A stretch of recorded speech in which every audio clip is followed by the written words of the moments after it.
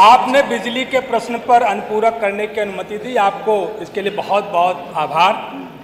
महोदय, प्रतिदिन जलने वाला बिजली का ट्रांसफार्मर पूछ रहा है भारतीय जनता पार्टी की सरकार से। प्रतिदिन जलने वाला बिजली का ट्रांसफार्मर पूछ रहा है भारतीय जनता पार्टी की सरकार से कि मैं कैसे जला, मैं कैसे जला, ओवरलोड से जला हूं। पूछ रहा है कि ओवरलोड से जला हूं या घटिया सामग्री से जला हूं, ओवरलोड से जला हूं या घटिया सामग्री से जला हूं, या कमीशन की आग से जला हूं, या कमीशन की आग से जला हूं, पूछ रहा है। माननीय आज उत्तर प्रदेश की जनता मंत्री जी के लिए कह रही है कि मंत्री जी के भाषण में करंट 1000 वोल्ट का, मंत्री जी के भाषण में करंट 1000 वोल्ट का और जनता के घर पहुंचे अंधेरा कोल्ड स्टोर का। माननीय ये उत्तर प्रदेश की जनता का राज, उत्तर प्रदेश की जनता मंत्री जी आपसे पूछ रही है कि उसकी बस्तियों में लगा हुआ ओवरलोडेड ट्रांसफार्मर आप कब उच्चीकृत कराओगे। उत्तर प्रदेश की जनता पूछ रही है कि उसकी बस्तियों में लगा हुआ जर्जर विद्युत तार कब बदलवाने का काम करेंगे। उत्तर प्रदेश की जनता पूछ रही है कि उसकी गांव में जो बांस बल्लियों से जो लाइन बनाई गई है, विद्युत तार खींचे गए हैं, केबलें खींची गई हैं, वहां पर आप विद्युत लाइन बनाने का काम कब तक करेंगे।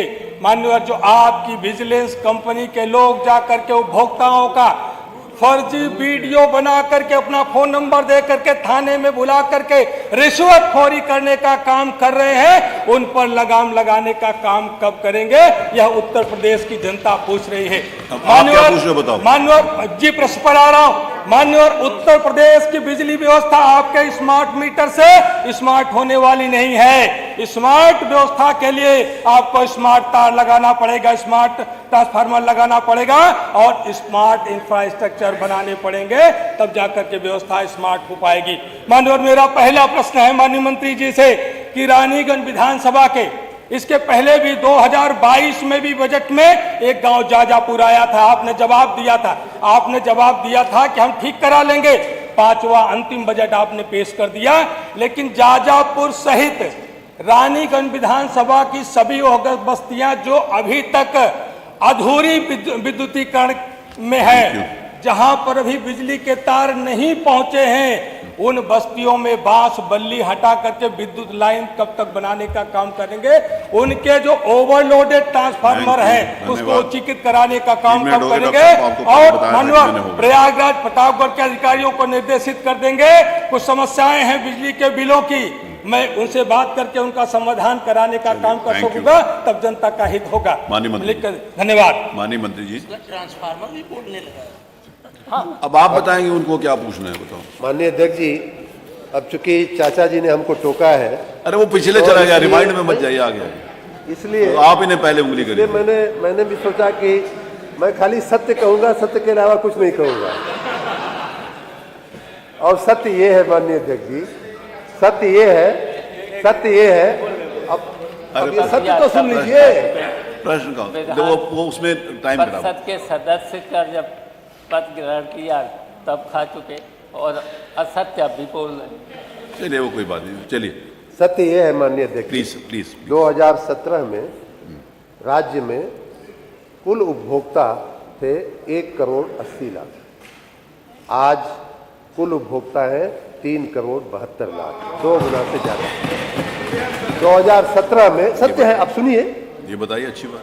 2017 में उपजीकृत मजरों की संख्या थी 1,28,494, आज है 2,49,818 और उसमें भी 25,000 मजरे अभी भी विद्युतीकरण के लिए हम लोगों ने सर्वे, जैसा मैंने कहा, काम चालू है। आप सभी जागृत अपनी जनता को करके करवा लें। हमारा जो तकनीकी और वाणिज्यिक हानियों की बात थी, इनकी आधी हुई है। 2017 में 37-38% हुआ करती थी, आज 19% हुई है। और एक और अच्छी खबर मैं इस माननीय सदन को, माननीय अध्यक्ष जी, आपकी अनुमति से देना चाहता हूं कि हमारे अभी हाल में भारत सरकार के स्तर पे एक इंटीग्रेटेड सर्वे हुआ है, एक इंटीग्रेटेड रेटिंग हुई है हमारे पांचों विद्युत वितरण कंपनियों की। उन सब की रेटिंग में ऐतिहासिक सुधार हुआ है, सभी की रेटिंग में ऐतिहासिक सुधार हुआ है।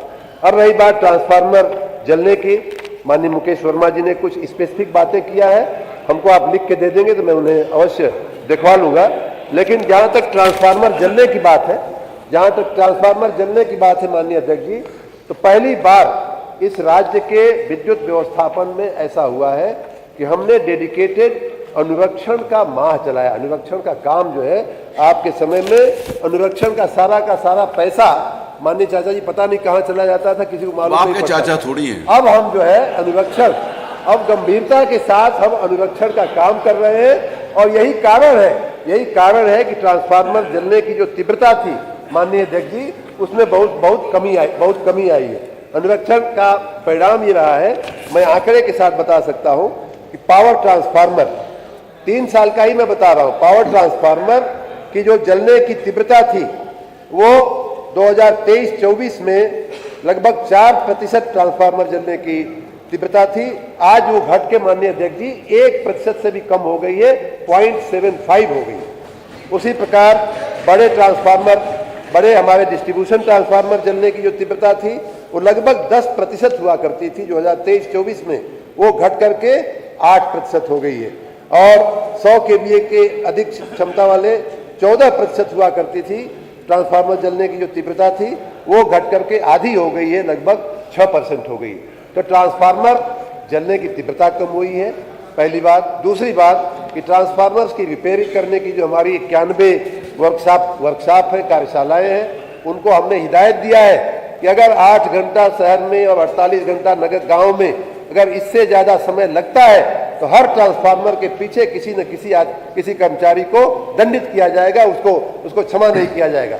ऐसा कहीं भी अगर आपके ध्यान में आती है बात तो हमारे ध्यान पे लाइएगा। रही बात माननीय अध्यक्ष जी, जब डिमांड बढ़ती है, इनके समय जो पीक डिमांड हुआ करती थी 12,000-13,000 मेगावाट हुआ करती थी, इन्होंने इंफ्रास्ट्रक्चर पे काम नहीं किया।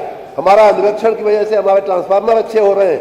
हमारे ट्रांसमिशन कंपनी को अभी 2 महीना पहले भारत सरकार का एक सर्वे हुआ था, उसमें पुरस्कार मिला है, best transmission company of the country. इस तरह से हम लोग काम कर रहे हैं। किसी भी क्षेत्र में डिमांड बढ़ रही है, ये बात सही है। डिमांड हमारी आपके समय की 2.5 गुना हुई है। आपकी 12,000 मेगावाट हुआ करती थी पीक डिमांड, आज हमारी 31,000 हुई है। उसके चलते ये सारे इंफ्रास्ट्रक्चर पे दबाव पड़ता है, भार बढ़ता है, लेकिन हम उसका अनुरक्षण करते हुए, आपको अपग्रेड करते हुए लगातार उसे बेहतर बनाने का। Doctor H N Singh Patel, प्रश्न संख्या 8।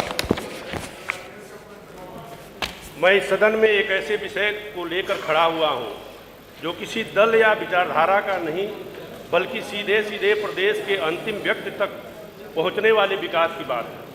यह केवल बजट का विषय नहीं, यह जनता के भरोसे, लोकतंत्र, संवेदनशीलता और विकास की ईमानदारी का विषय है क्षेत्रीय विधायक विकास निधि पर लगाया जा रहा जीएसटी।